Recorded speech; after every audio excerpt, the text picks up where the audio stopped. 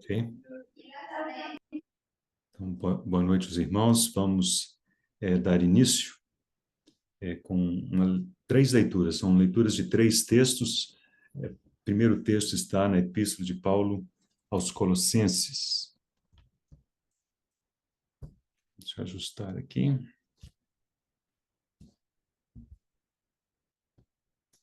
O último capítulo, Colossenses capítulo 4. A parte final da epístola trata das saudações. Nós vamos ler 2 versículos das saudações. Versículo 10 de Colossenses 4. Saúda-vos Aristarco, prisioneiro comigo, e Marcos, primo de Barnabé, sobre quem recebestes instruções. Se ele for ter convosco, acolhei-o. E agora o versículo 14 de Colossenses 4. Saúda-vos Lucas, o médico amado, e também Demas.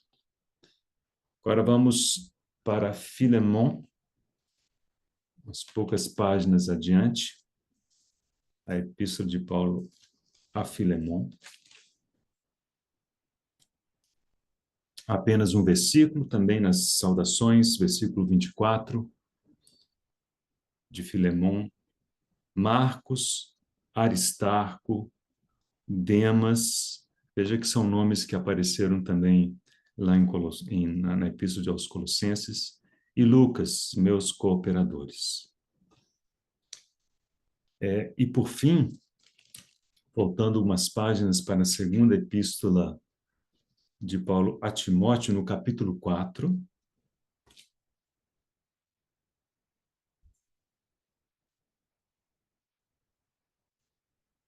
leremos versículos de 9 a 11.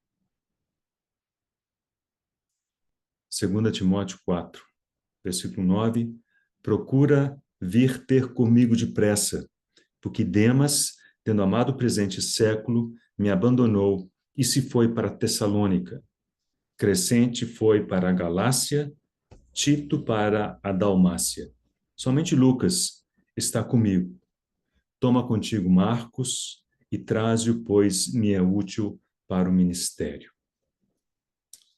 Senhor, nós encomendamos a Ti esses momentos em que nos rendemos ao Senhor de forma especial, reconhecidos a nossa necessidade de que o Senhor nos conduza pelo Teu Espírito para dentro de toda a verdade, daquilo que o Senhor deseja nos comunicar nesta noite. Pedimos que, pela Tua graça, pela Tua bondade, o Senhor fale ao nosso coração. Ilumina os olhos do nosso coração para contemplarmos o Senhor, as realidades, Senhor, da Tua palavra. Oramos em nome de Jesus. Amém. Estamos chegando ao final da sequência aí de estudos, né? Nesse assunto que é o grandioso médico.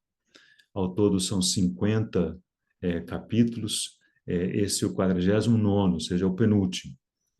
E o personagem de hoje é Demas. Ainda é um personagem, digamos, com características negativas, né? Então, temos aqueles que são curados, são restaurados ao entrar em contato com o Senhor. Demas está naquele conjunto de pessoas que não sabemos exatamente o que aconteceu com ele, mas o que está revelado são coisas que devem servir de alerta para nós, porque são coisas negativas, né? Então, nós vamos lidar com isso hoje, considerando esses textos. São os únicos textos em que Demas é mencionado, mas acho que são suficientes para termos uma ideia do que aconteceu com ele, pelo menos até esse ponto do registro, e pedimos ao Senhor que Ele fale no nosso coração, nos ensine alguma coisa que seja útil para nós a partir dessa história de Demas. Antes de começarmos, eu creio que há 2 aspectos importantes, a título de pano de fundo, que devem nos nortear no estudo. Então, a título de introdução, vamos tocar nesses 2 pontos. O primeiro deles diz respeito, digamos, a um pouco da cronologia do final da vida de Paulo, né? Então, para vermos isso, Eu vou convidar os irmãos a abrirmos no final do livro de Atos, Atos capítulo 28. Entendemos um pouquinho do que pode ter acontecido com Paulo ao final da sua vida. É claro que tudo são hipóteses, mas essa hipótese que eu vou trazer para os irmãos é uma hipótese bastante aceita, não é a única, mas possivelmente seja a mais comum, a mais popular dentre as hipóteses sobre a cronologia do final da vida de Paulo. Então, capítulo 28 do livro de Atos, a partir do versículo 16. Uma vez em Roma, foi permitido a Paulo morar por sua conta, tendo em sua companhia o soldado que o guardava. Antes de prosseguir a leitura, apenas lembrando os irmãos, a última mensagem, em que o assunto foi Herodes Agripa, os irmãos lembram que Paulo estava preso, primeiro estava preso em Cesareia, ele foi preso em Jerusalém, ficou 2 anos em Cesareia, basicamente, e quando ele sentiu que as coisas estavam ficando apertadas para ele, que os judeus estavam tramando contra a sua vida, ele apelou para César. E para César ele foi. Então, esse texto já nos diz que ele estava em Roma. Né? Como é que ele chegou em Roma? Porque ele apelou para César. Ele quis ser julgado por César em Roma e para lá ele foi. Isso era quase que uma obrigação dos governadores. Se alguém apelasse para César ele tinha que ir. E Paulo foi para Roma. E é aqui onde pegamos essa história, Paulo já em Roma. Tá? Versículo 17. 3 dias depois, ele convocou os principais dos judeus e, quando se reuniram, lhes disse: Varões e irmãos, nada havendo feito contra o povo ou contra os costumes paternos, contudo, vim preso desde Jerusalém, entregue nas mãos dos romanos, os quais, havendo-me interrogado, quiseram soltar-me sobre a preliminar de não haver em mim nenhum crime passível de morte. Diante da oposição dos judeus, senti-me compelido a apelar para César, e não tendo eu, porém, nada de que acusar a minha nação. Foi por isto que vos chamei para vos ver e falar, porque é pela esperança de Israel que estou preso com esta cadeia. Então, aqui temos essa declaração de Paulo de estar preso em Roma. Vamos para os últimos 2 versículos do livro de Atos. Atos, capítulo 28, versículos 30 e 31. Por 2 anos, permaneceu Paulo na sua própria casa, que alugara, onde recebia todos que o procuravam, pregando o reino de Deus e, com toda intrepidez, sem impedimento algum, ensinava as coisas referentes ao Senhor Jesus Cristo. Então, encontramos Paulo preso em Roma, e esse texto diz que ele ficou preso por 2 anos. A sugestão da cronologia desses 2 anos aqui foram os anos de 62 e 63 desta era. Okay? E também se pensa, irmãos, que as epístolas chamadas as epístolas da prisão foram escritas nesse período, nessa prisão. Né? Não é a única hipótese, né? Porque essa prisão é uma prisão em Roma. Há uma hipótese de que talvez ele tivesse ficado preso na Ásia, mas isso não está, digamos, é uma hipótese não muito bem aceita, mas só para dizer para os irmãos que existe mais de uma hipótese.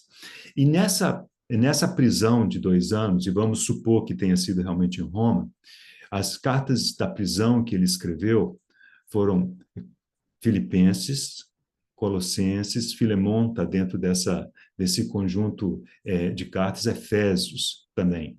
Nessas cartas, ele faz menção às suas cadeias. Ele se diz prisioneiro de Cristo Jesus. Né? Mas há uma característica muito interessante nessas cartas que não aparecem em outras cartas escritas de prisão também. Tanto para Filemon quanto para Filipenses, ele diz que ele tinha uma esperança de ser solto. Né? para Filemon, ele diz, olha, prepara um local para mim, porque estou persuadido que eu estarei com você, né? Eu irei aí pessoalmente. E para os filipenses, ele disse que ele entendia que ele seria liberto em resposta às orações que eles estavam oferecendo a Deus pela sua liberdade. Então, nesse período de prisão, vamos supor que fosse os anos 62, 63, ele não somente escreveu essas epístolas, como ele tinha a convicção interna de que ele seria liberto, né? E, de fato, ele foi liberto, né? Imagina-se que ele foi liberto ao final desse ano de 63, foi liberto por um período e ele foi recapturado e voltou a ficar preso a partir de 66. Então, ele ficou livre aí uns 3 anos.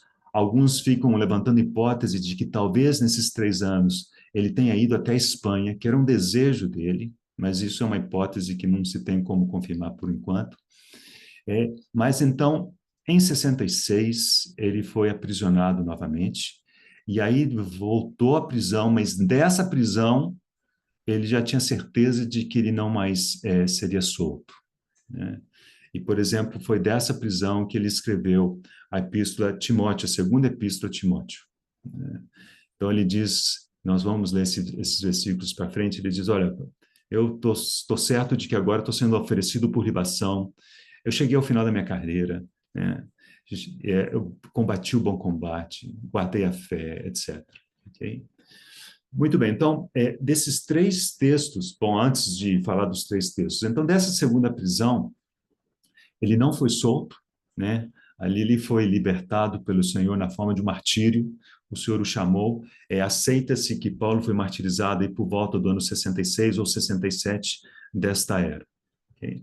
Então, basicamente, temos aí esse final, né, esse quadro final da vida de Paulo, do ministério de Paulo, uma prisão de 2 anos, onde há algumas epístolas, assim chamadas epístolas da prisão. Depois, um período curto de liberdade, ele foi aprisionado novamente, e aí tem uma segunda prisão, uma prisão que não é, como acabamos de ver, aquela prisão, digamos, mais leve, em que Paulo estava prisioneiro, mas prisioneiro na casa que ele alugava, ele recebia pessoas, ele era cuidado. Nessa outra prisão, ele estava sozinho, ele estava com frio, né? Ele pede para Timóteo levar a capa, enfim, uma série de questões ali que a gente percebe que os contextos eram muito, muito diferentes. E dali mesmo o Senhor o tomou para si. Okay?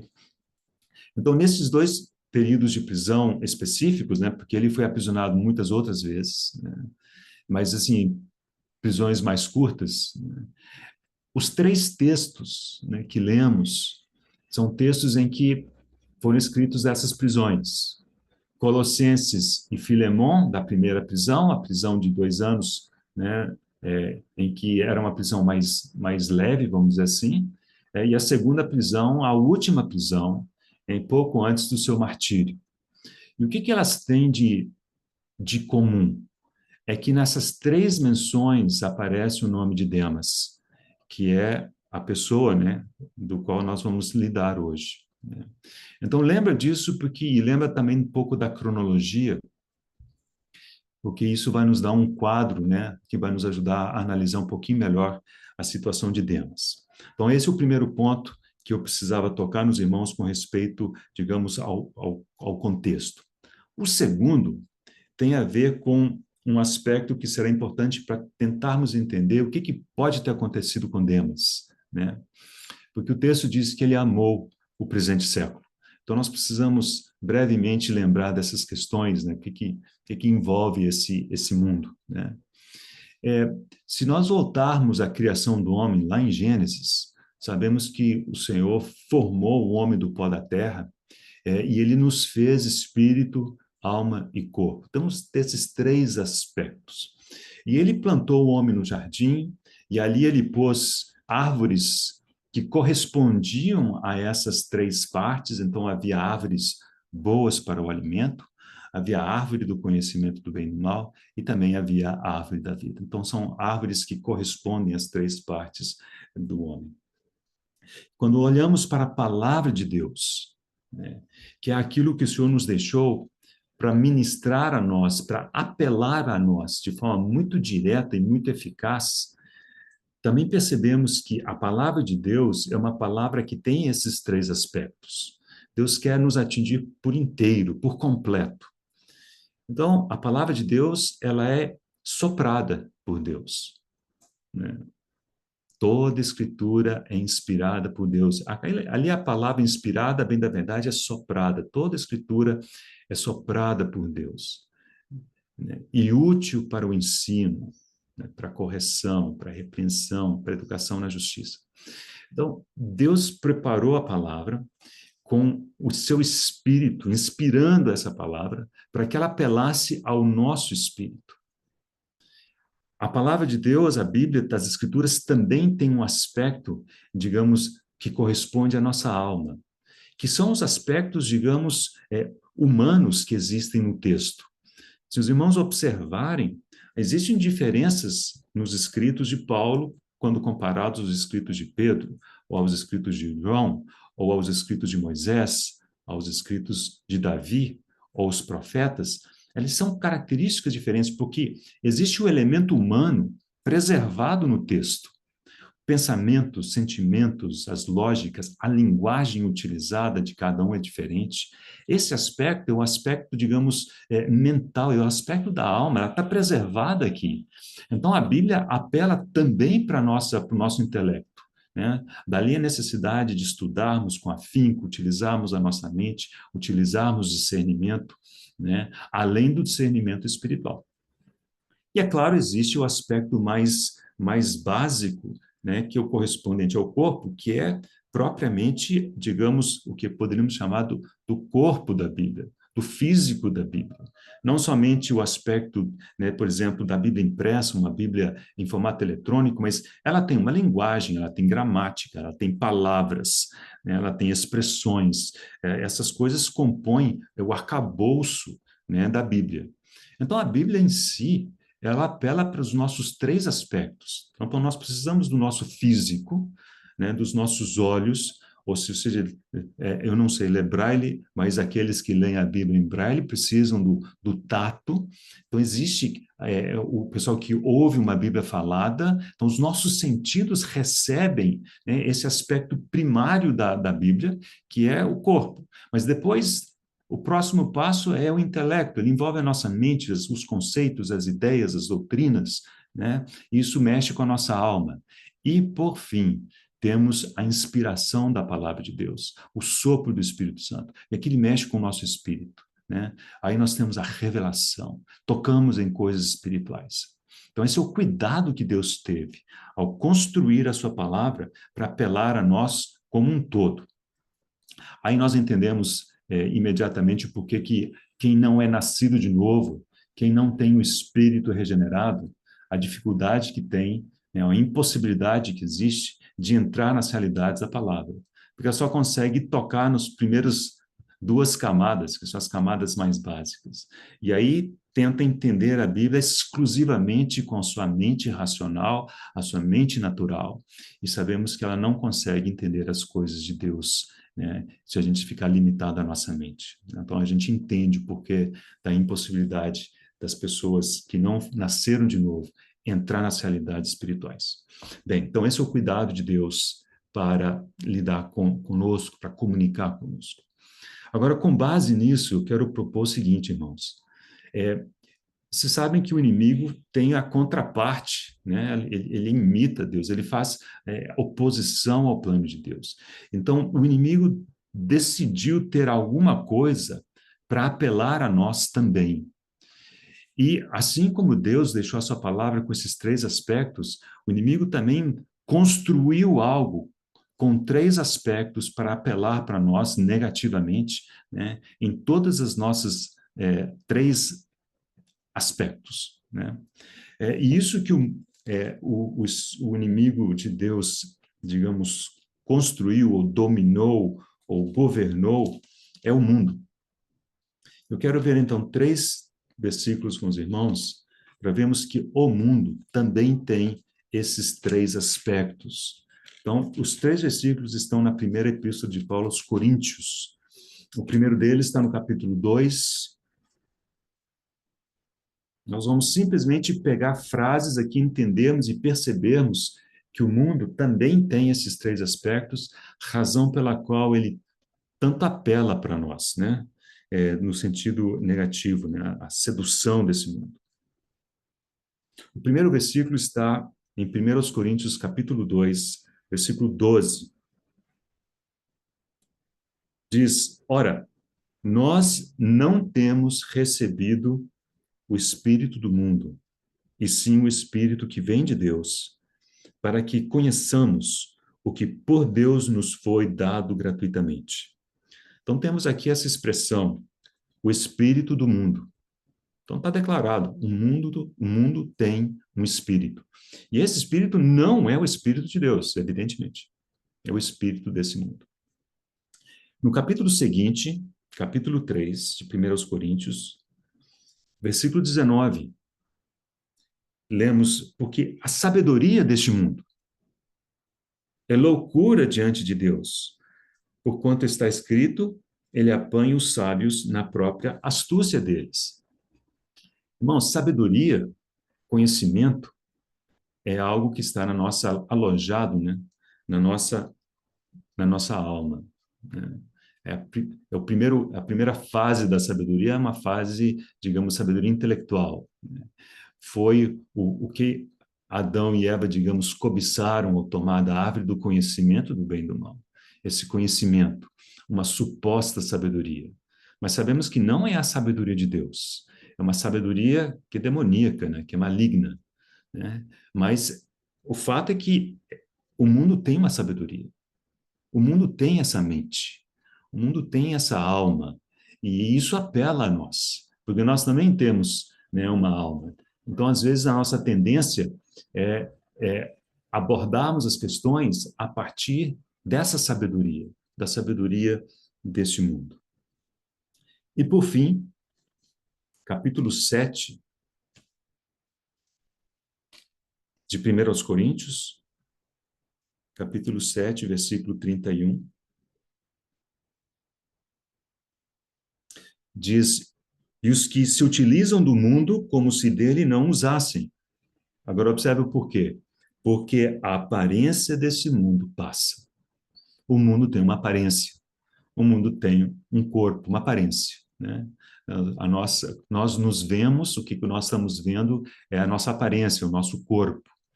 Então, de forma muito simples, né, nessa epístola de Paulo aos Coríntios, vemos que o mundo tem uma aparência, ele tem uma sabedoria, ele tem um espírito. Ele tem todos esses aspectos, e é por isso que esse mundo apela para nós de maneira tão completa. Né? A gente não pode baixar a guarda em momento nenhum. Quando o apóstolo João escreveu sua primeira epístola, né, e diz, não ameis o mundo, nem as coisas que há no mundo. Porque tudo o que há no mundo, ele detalha, ele resume, ele classifica tudo o que há no mundo em três coisas, né? A concupiscência da carne, a concupiscência dos olhos e a soberba da vida. Ele diz que tudo isso procede do mundo, não procede do Pai, procede do mundo. Né? Então, assim, vemos esses três aspectos. Então, assim, o mundo realmente ele tem essa sedução, esse apelo, e vivemos neste mundo. Nesse mundo nós passamos por aflições, mas o Senhor venceu esse mundo e nos colocou aqui, né? Mas nós não podemos nem devemos jamais negar a sedução desse mundo, né? A sutileza desse mundo. O inimigo de Deus, o nosso inimigo, Satanás, é o príncipe desse mundo. Ele comanda todas essas coisas, né? E ele se opõe a todo o conhecimento de Deus. Então, essas coisas fazem parte do nosso dia a dia.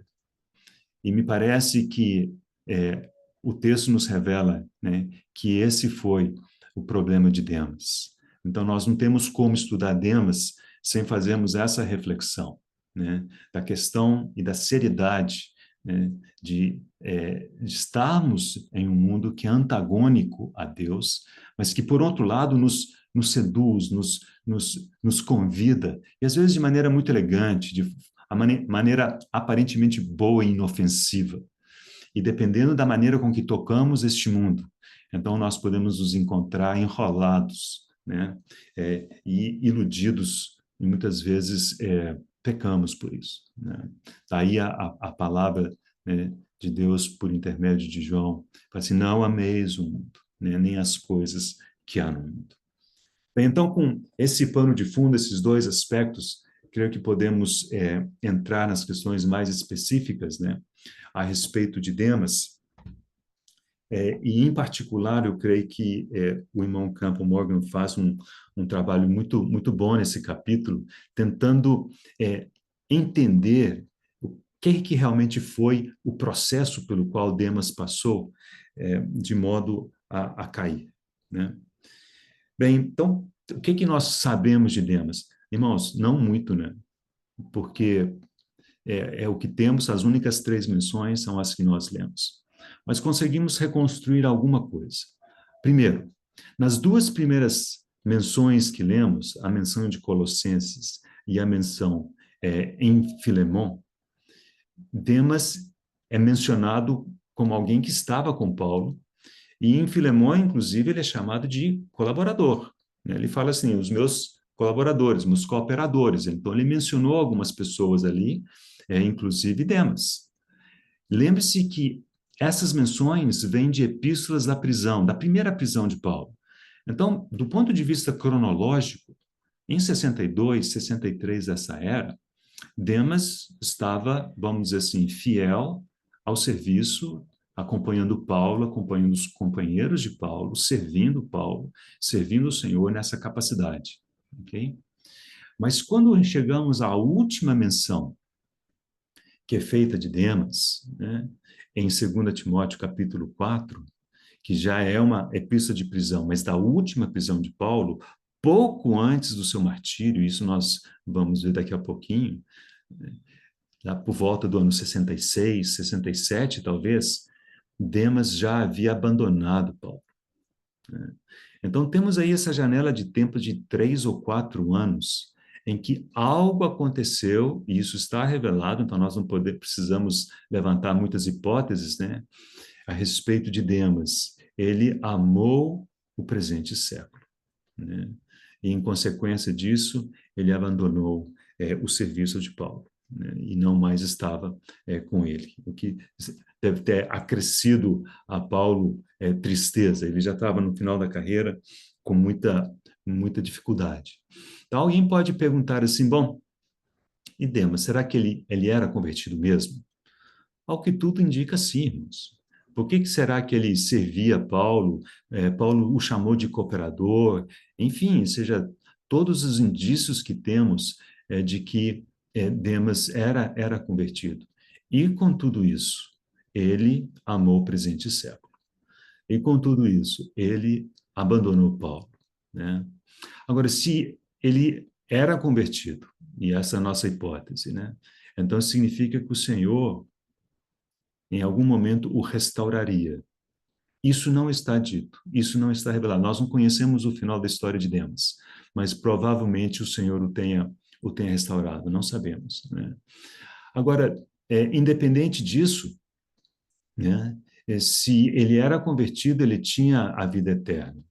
Ele não perdeu a vida eterna ao amar esse mundo, mas seguramente ele perdeu algo de muito precioso, né? E nós precisamos entender um pouco isso também, porque é alguma coisa que precisa nos alertar, ok? Então, essa é o pouco que conseguimos reconstruir da pessoa de Demas a partir dos textos que temos, né? Agora, vamos, então, abrir em 2 Timóteo, vamos voltar àquele texto, porque aqui temos alguns detalhes que não aparecem nas outras menções, e a partir dali tentaremos construir, seguindo as sugestões do irmão Campbell Morgan, né, o possível processo pelo qual Demas foi, digamos, perdendo contato, né, com o Senhor e a comunhão e eventualmente com o próprio Paulo. Em 4, a partir do versículo 6, 2 Timóteo, Paulo já dá seu testemunho final. Ele disse, quanto a mim, estou sendo já oferecido por libação, e o tempo da minha partida é chegado. Combati o bom combate, completei a carreira, guardei a fé. Já agora, já agora a coroa da justiça me está guardada, a qual o Senhor, o reto juiz, me dará naquele dia, e não somente a mim, mas também a todos quantos amam a sua vinda. Irmãos, esse é um texto que acho que contrasta fortemente com o texto que lemos a respeito de Demas, né? Porque no versículo 10, logo em seguida, diz: porque Demas, tendo amado o presente século, me abandonou. Olha que grande contraste. Por um lado, Paulo diz: olha, cheguei ao fim da minha carreira, e eu perseverei, eu guardei a fé. Né? E qual que era a garantia dele agora? Qual que era a esperança dele? Ele diz assim: já agora a coroa da justiça me está guardada. Então observa como Paulo ele vinculou a questão da coroa. Vamos falar de galardão. A questão do galardão, da coroa, a sua perseverança, a sua fidelidade até o fim. Né? E claro que isso contrasta grandemente com Demas. Então, ainda que Demas não tenha sido restaurado, se ele era convertido, ele não perdeu a salvação, mas a coroa da justiça possivelmente ele tinha perdido. Porque aqui diz o seguinte, irmãos, que a coroa da justiça não era apenas para Paulo, mas diz não somente a mim, mas também a todos quantos amam a sua vinda. Irmão, será que não está claro para nós que Demas deixou de amar a vinda do Senhor, a volta do Senhor? Foi um dos aspectos, digamos, que o fez se distrair e amar o presente século. Né? Uma das salvaguardas que temos, irmãos, né, para não amarmos esse século, porque não se iluda, né? Nós não somos melhores do que Demas. Não estamos além desse risco. Esse risco é concreto e devemos, pela misericórdia do Senhor, perseverarmos diante dele. Né? E orarmos para que nos mantenhamos fiéis até o final. Mas amarmos a volta do Senhor nos mantém atentos, né? E essa atenção, essa perseverança é uma salvaguarda importante, né? Para não amarmos o presente século. Então, esse contexto por um lado, da fidelidade de Paulo, por outro lado, a menção que ele faz à vinda do Senhor, a coroa da justiça, né? O amar a volta do Senhor. Isso tudo no contexto, logo em seguida ele fala de Demas e fala assim, ó, ele tendo amado o presente século, me abandonou indo para Tessalônica. Então isso está em grande contraste. Então, ao estudarmos, ao considerarmos a vida de Demas, precisamos manter essas questões juntas, porque elas nos ajudam. Então o irmão, ele divide digamos, essa dificuldade de Demas, né, a queda de Demas, em 3 pontos. Nós vamos tocar nesses 3 pontos. O primeiro deles é uma coisa que está nas entrelinhas do texto, que ele chama a sedução do presente século. Né?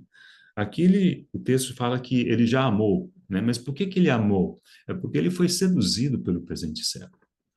E por que esse presente século nos seduz? Aí, irmãos, aí é essa primeira parte, né, que compartilhei com os irmãos, essa introdução, né? A maneira com que o inimigo, digamos, governa esse mundo, governa esse século,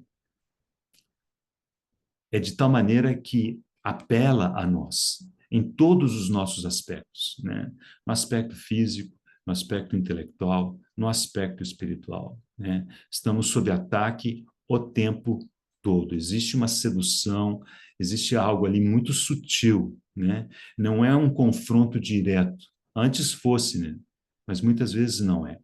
Muitas vezes é algo tão sutil, parece tão bom, parece tão interessante, tão inteligente, tão elegante, tão culto, né? Que às vezes a gente erra, né? A gente acaba se distraindo, né? Então, existe essa questão que ela é muito concreta, a sedução do presente século. E uma das coisas que o irmão Campo Moro insiste, né? E nós vamos ver alguns textos que falam disso, e que ele ele imagina que talvez tenha sido a dificuldade de Demas, é que um dos aspectos que contrastam, né, o presente século, digamos, da nossa caminhada cristã, é o seguinte: tudo no presente século é imediato, é agora. O que importa é o agora, é tudo imediato, né? É tudo rápido, né? Você clica no mouse aqui, você já tem uma caixinha ali, a coisa já vai abrindo, tudo a gente faz tudo muito rápido. Ao passo que a caminhada cristã, né, as recompensas, a coroa da justiça, está tudo no futuro.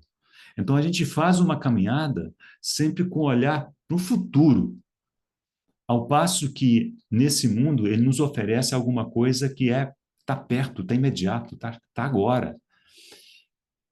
E para aqueles que, né, têm essa tendência, e nós todos, acho que nós todos acabamos tendo essa tendência, nós fomos formados e criados assim, e essa nova geração, tanto mais, né, é o tal do imediatismo. É aquela que é para já, tudo é para agora. Então, esse é um dos aspectos que o irmão Campbell Morgan imagina que tenha sido a dificuldade de Demas. Ele achou que estava muito difícil esperar o futuro para tocar na recompensa.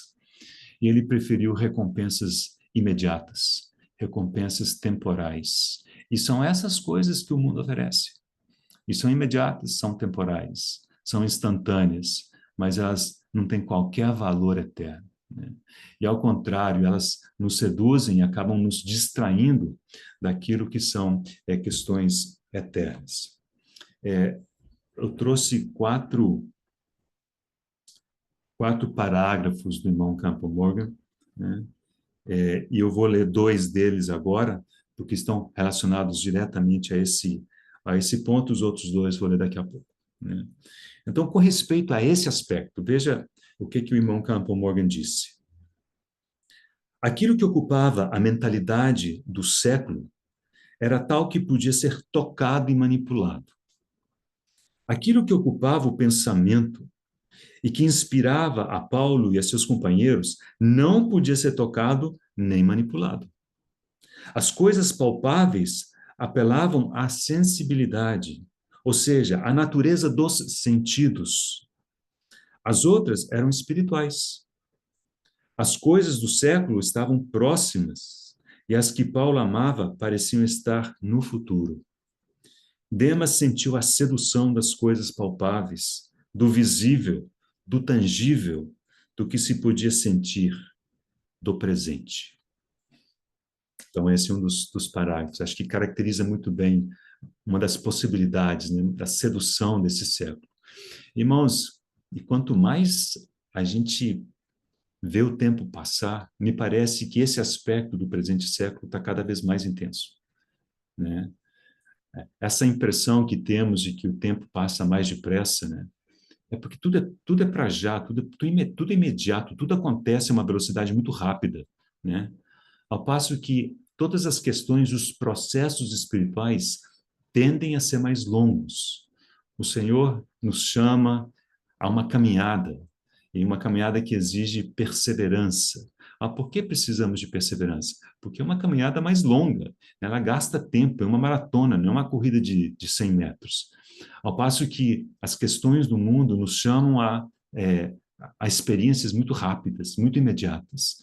E às vezes a gente perde a paciência, né, com caminhadas mais longas, e a gente opta por atalhos. Mas esses atalhos são atalhos de morte. Então devemos pedir ao Senhor que nos alerte para eles, para que nós não canhamos nesses atalhos. Muito bem, segundo parágrafo a respeito de Demas. Olhando ao seu redor, Demas viu o contraste.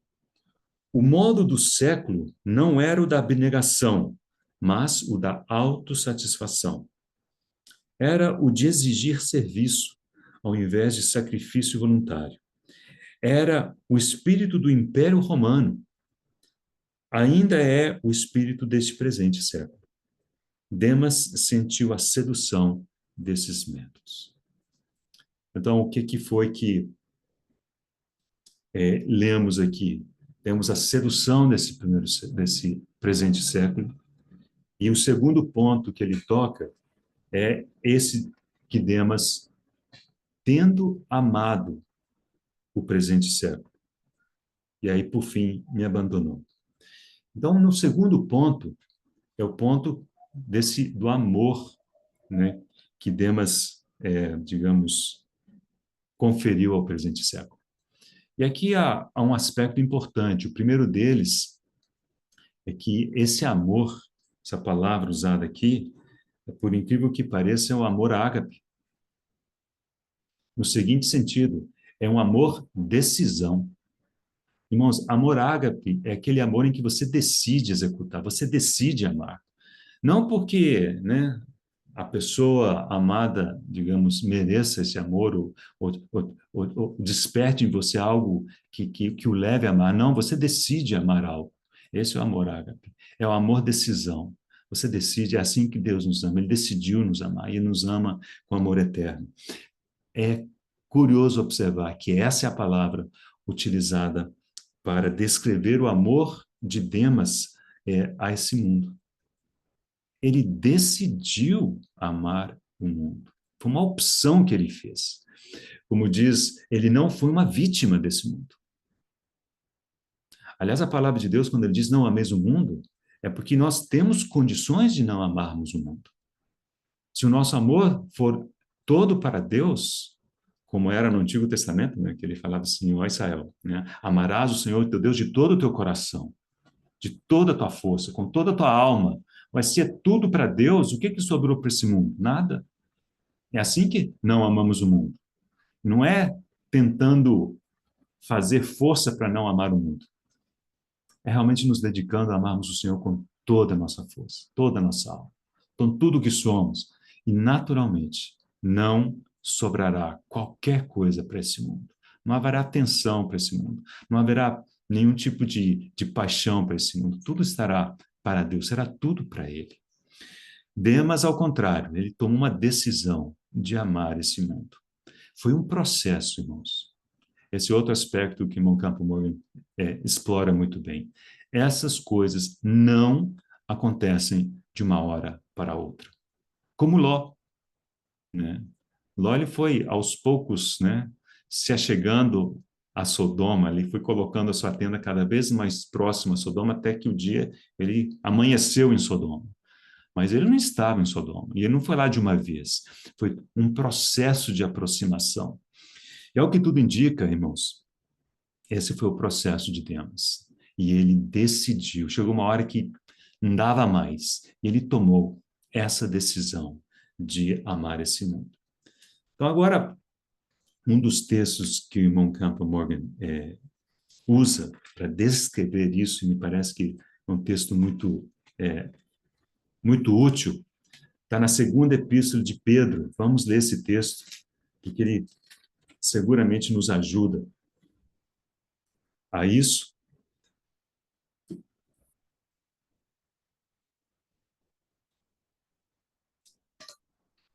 Segunda epístola de Pedro, capítulo 1, versículos a partir do 5. O que nós vamos ler, irmãos, pode ser entendido como uma salvaguarda, uma maneira de evitarmos passar pelo processo ou vivermos o processo que Demas experimentou, por decisão, por vontade própria. Mas chegou o ponto em que ele foi seduzido a tal ponto que, né, como Sansão, ele já não, depois de um certo ponto, já não tinha mais como voltar atrás. Versículo 5 do capítulo 1 de 2 Pedro. Por isso mesmo, vós, reunindo toda a vossa diligência, associai com a vossa fé a virtude. Então, observa que agora ele vai traçar uma cadeia de elementos. Nessa cadeia, o primeiro elemento, o primeiro elo, é a fé. Então, presume-se que as pessoas para quem Pedro escreveu tinham fé. Eram pessoas de fé, pessoas que haviam crido no Senhor e tinham isso. Então ele diz, olha, com diligência, você vai fazer o seguinte, você vai associar a sua fé, você vai associar a virtude. E aí ele começa a colocar uma coisa atrás da outra. Com a virtude, o conhecimento. Com o conhecimento, o domínio próprio. Com o domínio próprio, a perseverança. Com a perseverança, a piedade. Com a piedade, a fraternidade. Com a fraternidade, o amor. Então, ele começou com a fé e terminou com amor. Esse é um processo, né? É um processo que vai graduando, a gente vai anexando uma coisa com a outra, a gente vai experimentando cada um desses elos, desses aspectos. Como? Com diligência. Porque não é automático, é alguma coisa que envolve a nossa decisão, né? O nosso querer, a nossa mente, o nosso desejo. Então, vemos que é o oposto, possivelmente, ao que Demas experimentou. Okay? Versículo 8. Porque estas coisas, existindo em vós e em vós aumentando, então não é uma questão de, cheguei lá, existem. Elas têm que existir, elas têm que aumentar. É o processo. É o processo. Fazem com que não sejais nem inativos, nem infrutuosos no pleno conhecimento do nosso Senhor Jesus Cristo. Então, observa que isso realmente é uma salvaguarda. Pois aquele a quem estas coisas não estão presentes, aí logo nós podemos pensar em Demas.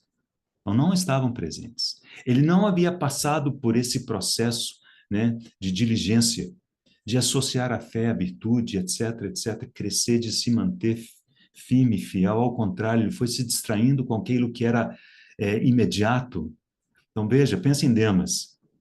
Aquele a quem essas coisas não estão presentes é cego, vendo só o que está perto. Olha Demas aí. Esquecido da purificação dos seus pecados de outrora.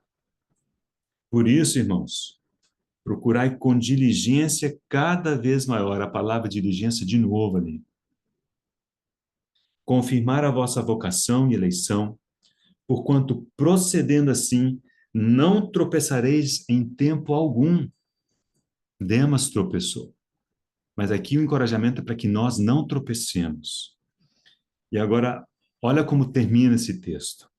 Porque desta maneira é que vos será amplamente suprida a entrada no reino eterno do nosso Senhor e Salvador Jesus Cristo. Veja que aqui não diz que é assim que a gente ganha a salvação, que a gente ganha a vida eterna desse jeito. Não. Está falando de reino. Entrada no reino eterno do Senhor e Salvador Jesus Cristo. Então, se queremos evitar o caminho de Demas, esse texto para nós é um texto-chave, né? Muito bem. Outro texto, um pouco mais curto, mas me parece que tem o mesmo espírito, aparece em Hebreus capítulo 11. Aqui vem daquela galeria da fé. E aqui é a respeito de Moisés. Lemos a partir do versículo 24 de Hebreus capítulo 11. Pela fé, Moisés, quando já homem feito, recusou ser chamado filho da filha de Faraó. Uma decisão. Ele recusou. Preferindo, foi uma decisão. Ele preferiu ser maltratado junto com o povo de Deus a usufruir prazeres transitórios do pecado. Olha Demas aí. Ele preferiu outra coisa, né? Ele preferiu o imediato. Ele preferiu o transitório, né? Aquilo que estava perto, aquilo que era visível, aquilo que era palpável, aquilo que o mundo nos oferece dia após dia, de segunda a segunda. Ele fez essa opção. Demas amou o presente século, né? Versículo 26, ainda falando a respeito de Moisés. Porquanto ele considerou o opróbrio de Cristo por maiores riquezas do que os tesouros do Egito. Por quê? Porque ele contemplava o galardão. E aqui temos o exemplo de Paulo também. Agora lembramos de Paulo, que ele disse, já agora a coroa da justiça me está guardada. E não somente para mim, mas para todos aqueles que amam a sua vinda. O reto juiz vai me dar essa coroa. Ele estava de olho no galardão. Versículo 27, para terminarmos esse texto, pela fé, ele, falando de Moisés ainda, abandonou o Egito, não ficando amedrontado com a cólera do rei, antes permaneceu firme como quem vê aquele que é invisível. Irmãos, somos chamados a contemplar o invisível. Os nossos olhos hoje não contemplam, não veem o Senhor, mas nós veremos o Senhor um dia. Os nossos olhos hoje não veem o galardão, mas nós veremos o galardão um dia. Então nós precisamos como que contemplar essas coisas à distância, né? E isso será de salvaguarda, para não amarmos aquilo que é imediato, aquilo que é visível, aquilo que é palpável. E nós vamos pular em uns poucos versículos e veremos o grande exemplo que o nosso Senhor nos deixou. No capítulo 12 aqui de Hebreus, versículo 2. Eu vou ler primeiro na tradução atualizada, que não é uma tradução, esse versículo não ficou muito bom nessa tradução, porque dá uma impressão errada. Eu tenho outras duas traduções para mencionar aos irmãos aqui. Bom, versículo 2, capítulo 12 de Hebreus, na Almeida atualizada, diz assim: olhando firmemente para o autor e consumador da fé, Jesus, o qual, em troca da alegria que lhe estava proposta, suportou a cruz, não fazendo caso da ignomínia, e está assentado à destra do trono de Deus. Aqui, como diz assim, em troca da alegria que lhe estava proposta, suportou a cruz, a impressão que dá é que ele fez uma troca. Ele fez assim, então eu vou abrir mão, né, da alegria e eu vou abraçar a cruz. Essa foi a troca do Senhor. Só que não é isso que o texto significa. O significado do texto é assim, é por causa da alegria que estava proposta. Para ganhar a alegria que lhe estava proposta, ele suportou a cruz. Okay? Então, eu vou ler a tradução corrigida, né, que nesse versículo está bem melhor. Diz, olhando para Jesus, autor e consumador da fé, o qual, pelo gozo que lhe estava proposto, suportou a cruz. Percebe? Não existe uma troca, mas existe o seguinte, para ter acesso a essa alegria, a esse gozo, por isso ele suportou a cruz, desprezando a afronta e assentou-se à destra do trono de Deus. E a tradução de Darby diz assim, em vista da alegria que estava diante dele, suportou a cruz. Tendo em vista, ele estava como se ele contemplasse o galardão, essa é a nossa parte. Então, nós vamos contemplar o galardão. E por causa disso que está diante de nós, né? Então, nós vamos suportar, carregar a nossa cruz, nós vamos negar a nós mesmos, nós não vamos amar o mundo, etc, etc, etc. Então, irmãos, esse é um aspecto importante. Paulo, ele já estava de olho no galardão. E nós devemos ter essa expectativa, né? Expectativa da volta do Senhor, a expectativa do galardão. Ok, vamos concluindo. Deixa eu ler os outros dois parágrafos que eu trouxe aqui do irmão Campbell Morgan. Um diz assim, com respeito ao texto de 2 Pedro, portanto, revelamos a essência da história do desvio de Demas. Chegara a hora em que ele só via o que estava perto, e a razão disso era que no passado ele deixara de ser diligente no desenvolvimento de sua vida cristã, começando da raiz da fé até chegar ao fruto do amor. Ou seja, Demas, ele não foi diligente para, né, ir juntando com a sua fé a virtude, né, com a virtude, a fraternidade e todos aqueles outros aspectos até chegar ao amor. E o último parágrafo que eu trouxe do irmão Campbell Morgan diz assim, é evidente, então, que o consentimento final da alma, marcado pela expressão tendo amado, foi o resultado de um período em que Demas comparou o que estava perto com o distante, o sensual com o espiritual, as vantagens do imediato com a incerteza, a incerta natureza do permanente. Enquanto considerava o que estava longe, ficou mais longe. Orar, sem dúvida, tornou-se cansativo. A palavra de Deus e o ensino dos apóstolos tornaram-se enfadonhos. O que estava perto tornou-se mais próximo, mais desejável e aparentemente melhor. Até que, por fim, afeiçoou-se às coisas do presente. Então, deixa eu terminar com dois pensamentos. Irmãos, amar o mundo é uma possibilidade, ou seja, é um risco. Demas caiu nesse risco, né? Ele tropeçou. E ele faz parte desse conjunto último de personagens que temos considerado. Um grupo de quatro, né? Quatro que são quatro exemplos ruins, mas que trazem instrução para nós. Vamos lembrar cada um deles e qual que foi a atitude de cada um deles. Pilatos, o problema de Pilatos foi que ele não se posicionou.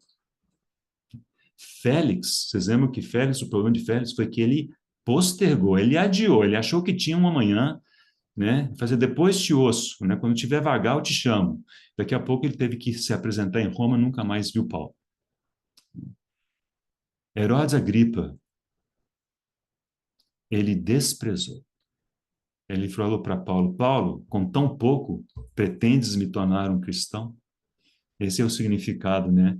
Daquela expressão, não é por pouco me persuades a tornar cristão, com tão pouco queres me convencer, me tornar cristão. Então ele desprezou, né, o testemunho de Paulo. E Demas, o erro dele foi que ele amou o presente século, né? Observe que essa palavra presente século não traz nenhuma conotação negativa, né? Não fala o tenebroso século, século mau, não fala nada disso. Simplesmente fala o presente século. É nesse presente século que você e eu vivemos 24 horas por dia, todos os dias da semana. Então, esse é o nível de pressão que nós temos. Mas o Senhor nos deu meios, né, de vencer. Ele venceu esse século. Ele venceu o mundo, né? E ele nos disponibiliza a sua vitória por meio da sua vida em nós. Okay? Então, Demas, ele amou o presente século. A palavra de Deus diz o seguinte, que o amor do mundo é inimizade de Deus. Tiago diz isso, 4:4. Depois, em João, 1 João, o texto que nós mencionamos, diz que se alguém amar o mundo, o amor do Pai não está nele. E Demas amou o mundo. Então, ele não estava do lado de Deus naquele momento. E é curioso que Paulo, e esse é o terceiro ponto dele, né? Tendo amado o presente século, foi para Tessalônica. Essa ida para Tessalônica é, digamos, a prova de que ele amou esse mundo. Tessalônica era, né, a manifestação, era como se fosse uma Paris de hoje, né? O mundo em todas as suas cores, né? Mas observou que ele disse, me abandonou? Paulo disse, ele me abandonou. Ele não disse, abandonou a Deus, né? Ele deu as costas para o Senhor, ainda que isso talvez fosse verdade. Mas ele me abandonou. E esse é um ponto que acho que a gente precisa considerar. O abandono, né, da comunhão, o abandono do serviço, o abandono da cooperação mútua, dessas questões do dia a dia, irmãos, muitas vezes é sinal desse processo, né, de tendo amado o presente século, foi para Tessalônica, né? Às vezes a gente acha, não, assim, o importante é amar a Deus. Não há dúvida que o importante é amar a Deus. Mas como é que esse amor se manifesta?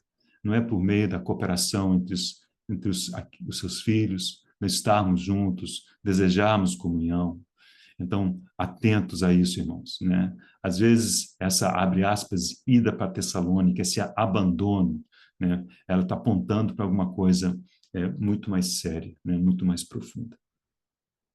E, por fim, talvez um ponto mais positivo, né?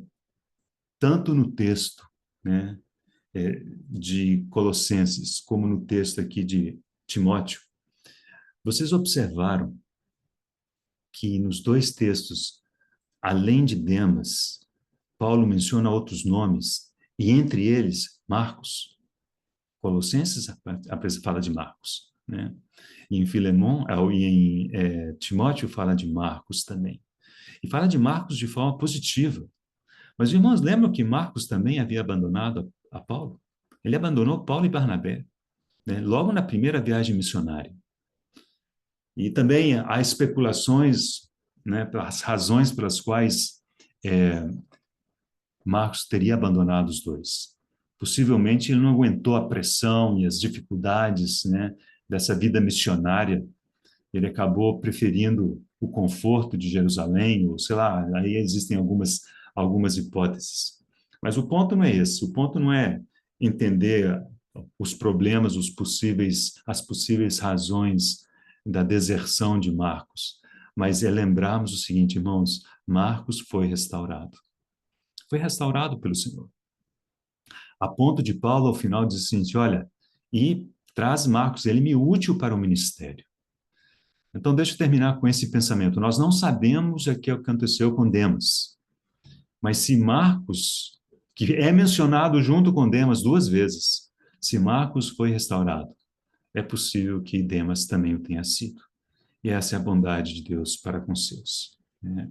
O Senhor é aquele que é paciente, que vai atrás da ovelha que se perde e que restaura e que cura, mas da nossa parte, irmãos, tem que haver, né, o arrependimento, tem que haver o desejo de voltarmos para os braços do nosso Senhor.